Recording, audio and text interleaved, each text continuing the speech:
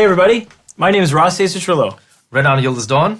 And we're here at RHC Music Studios in Toronto, Canada. This is where we had the pleasure of mixing Samantha Martin Delta Sugar's Juno Nominated latest record, The Reckless One.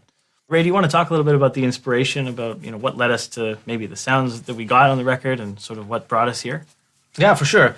Reckless One is Samantha Martin Delta Sugar's third record to date, but it's actually the band's second record with featuring the 12-piece ensemble.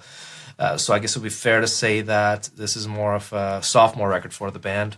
In terms of influences and sounds, we didn't really go into the studio with a certain sound or an era in mind.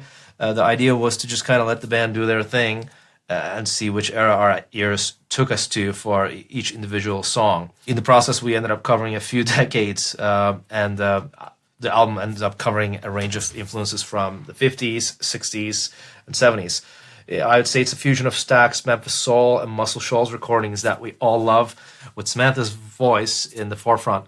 And as the record progresses, it kind of slowly shifts towards Spector's wall of sound with layered strings, background vocals, vibraphones, acoustic guitars, horns, and some other cool stuff. Really focusing on the harmonics with added elements of like funk, rock, and psychedelic soul. Love Is All Around is the opening track to the album, and it features a whole band.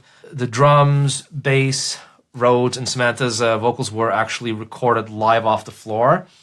Backing vocals, 3-piece horn section, mellotron, percussions, and a bunch of other cool stuff was overdubbed after.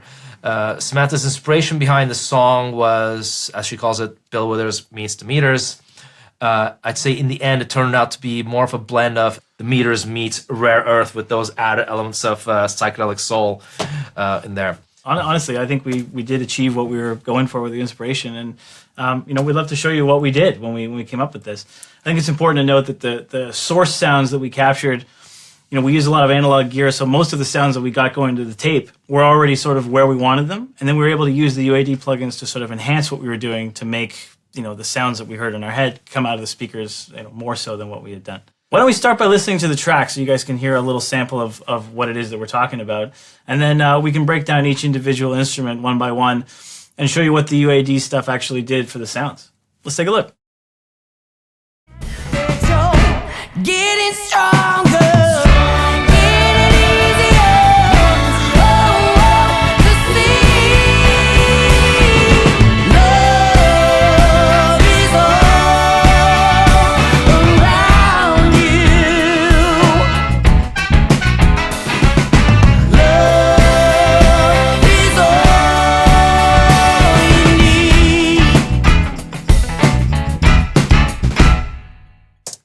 So there, you can kind of see, what we were originally going for, and I think this kind of hits on all of the influences that we've talked about, and, I think it sounds pretty rad.